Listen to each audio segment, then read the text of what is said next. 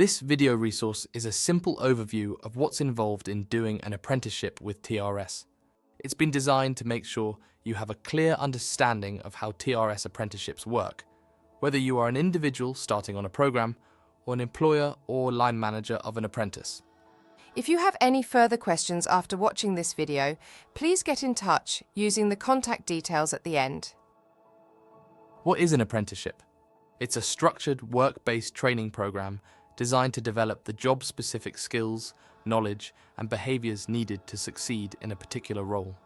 Apprenticeships offered by TRS range from Level 2, equivalent to GCSEs, to Level 5, equivalent to a foundation degree or H&D. The curriculum is agreed by the industry and recognised by employers, ensuring it stays relevant and valuable. It's a powerful way to help individuals start, build, and progress in their careers, whether they're just entering the workforce or looking to grow.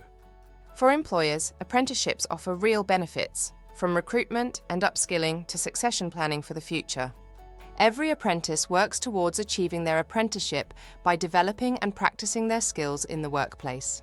Training is delivered through a blend of methods, including online modules with expert TRS skills coaches, workplace learning such as shadowing, mentoring and skills practice, and revision sessions.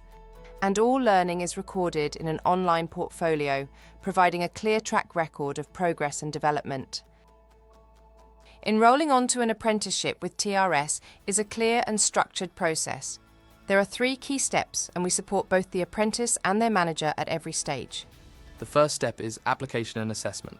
We send the candidate an application form and some simple online assessments in maths and English.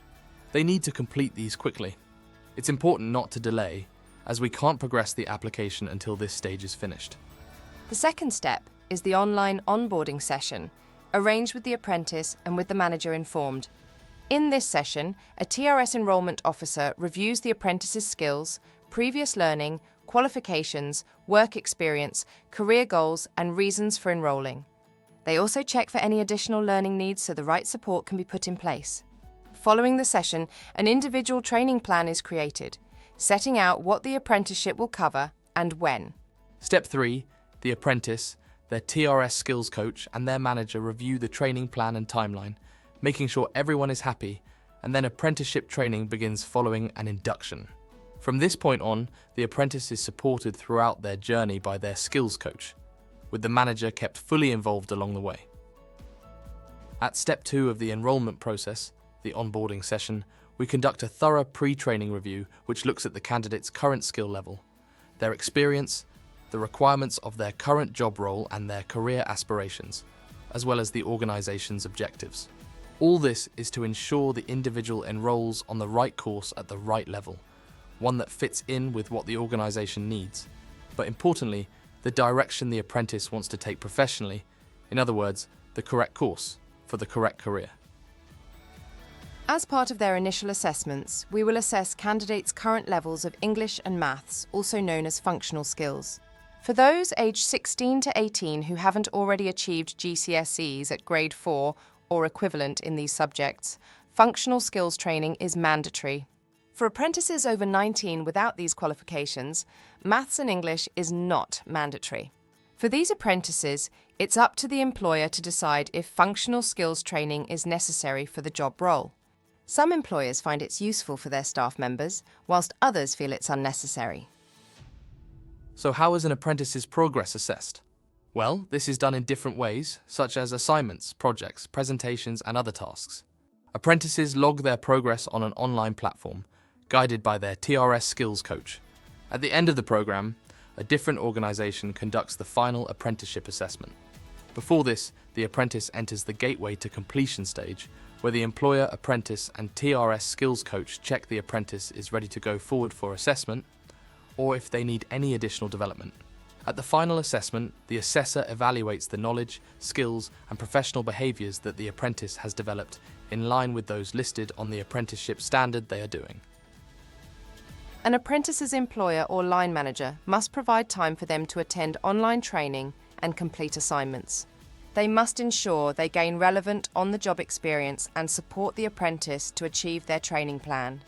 Employers also participate in apprentices' progress reviews with TRS, and right at the start, they sign a commitment statement to confirm their responsibilities.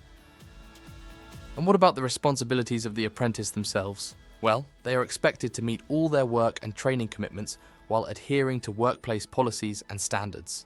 They must submit assignments on time, log their learning and off-the-job activities in their e-portfolio, and attend progress reviews. Being actively engaged in the learning process is key to success.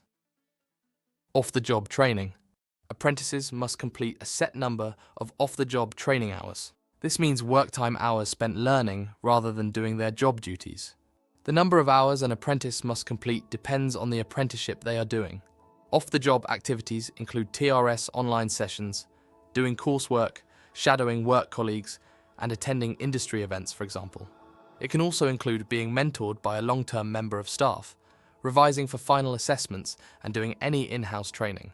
Apprentices log these activities on an online platform, and TRS monitors this to ensure enough learning is taking place. Apprenticeship progress is tracked through regular review meetings with the apprentice, TRS skills coach, and employer. TRS shares regular progress reports, and employers can also check apprentices' progress anytime on the online apprenticeship platform. They can also request additional updates from the TRS skills coach if needed.